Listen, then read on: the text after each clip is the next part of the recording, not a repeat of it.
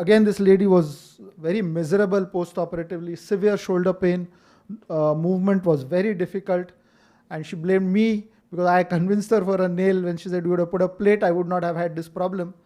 And I don't think she was very wrong there. So at the end of 1 month, no movement at all. At 5 months, I did a CT scan, ensured that at least there was some union between the two fracture sites.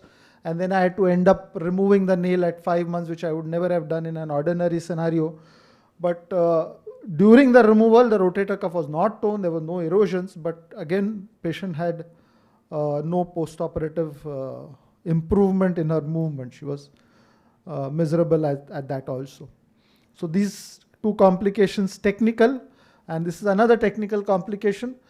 Here there is a varus reduction because your nail entry is not correct. It should be in this area. If your nail entry is and the articular surface medially, then your fragment doesn't go into a varus. This fracture has gone into a varus, and varus reduction inevitably lands up where there is no medial cortical contact, and these fractures might fail in the long run. So this is a very short-term follow-up for this patient. The technical error is that the apical entry is not met. Your entry is more lateral, and therefore your nail is also not centered, and your shaft is migrated medially, and your medial reduction is not good. So we'll just keep a follow-up of this patient, but this is a mal-reduced proximal humerus. This is a disaster which I had while I was doing a nailing.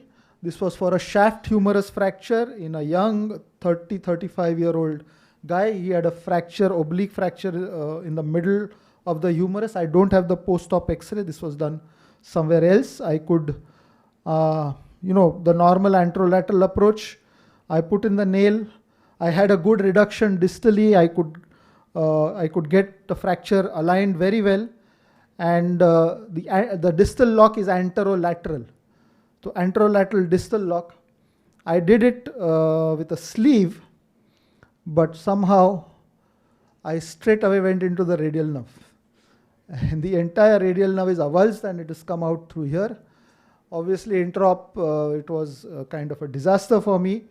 And you to blurt out when you're doing such surgery. Patient was under block. He heard everything which I said. And then we explored it. I explored anterolaterally first to see exactly which nerve have I encountered, whether it's a median nerve or there's a radial nerve. I was not certain at that point of time. The median nerve was intact, and then realized that the radial nerve is avulsed from the proximal end. I opened it again posteriorly. We found out the area of avulsion. We tunneled the nerve back through the muscles into its place, and we kind of repaired the radial nerve. Luckily, my assistant surgeon is a hand surgeon, so he could do this micro repair with appropriate sutures. But the patient, of course, had no recovery at all, even at the end of 6 months. So he needed a tendon transfer. We did that, and he's reasonably okay now. The humerus alignment is fine. But one thing is important, that we disclosed everything to the patient. Nothing was hidden. Everything was explained. We admitted to the mistake, and we saw to it that patient went on till a final resolution. Up to now, luckily, he has not filed a suit against me, but I think he would be justified. Yeah, I was talking about malpositioning. It's very important to prevent malpositioning by getting a proper entry. This patient, the entry point is a little more anteriorly, so the entire head tilts back posterior. So you have again a malreduction if your entry point is not exactly at the apex. So this is a very, very important point. It should neither be anterior, it should not be posterior, it should be in between the two, and it should be exactly at the apex of the humeral head. Otherwise, the proximal end of the humerus either goes into extension or in flexion. If you're going anteriorly, it will go in extension. If your entry is posterior, it will go in flexion. So there will be a rotation of the humeral head. So this is another technical point which you should pay absolute attention to. And through the apex, you go straight inside the medullary canal. And once you put your nail, your medial lateral reduction also happens and your medial cortex falls back in place. This point I've already mentioned, that once you get your valgus reduction, impale your humeral head into the glenoid so it doesn't move when you're doing your further reaming or when you're doing your entry point, your head stays in proper valgus position, your entry is good. You put in your nail, you put in one locking screw and then remove this K-wire. So that should give you a reasonably good reduction. That's how we would do it.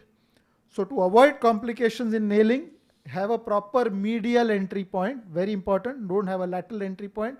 Go through the articular surface.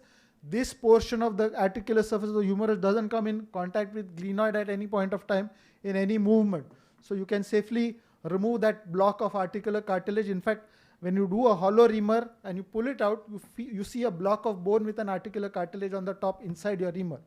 You can take out that block and put it back inside just to cover up your area, but then remember you're burying your nail completely inside. You can do that, or you can use that cancellous bone as graft into your fracture. Both ways you can do. Reduction and repositioning of GT cannot be overemphasized. It has to be there. The GT has to be in place. LT reduction and GT reduction is very important to hold the head back in place.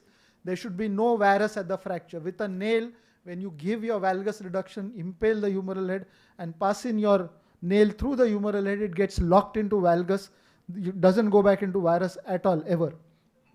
Nail should not be proud, otherwise patient's movements are always lost.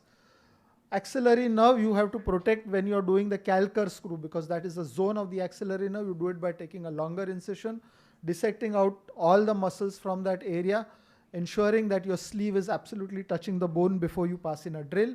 And radial nerve, I have stopped doing anterolateral locking. I only do AP locking now and take a long incision, retract, see the bone and then lock. So one lesson which I'll never forget. Thank you very much.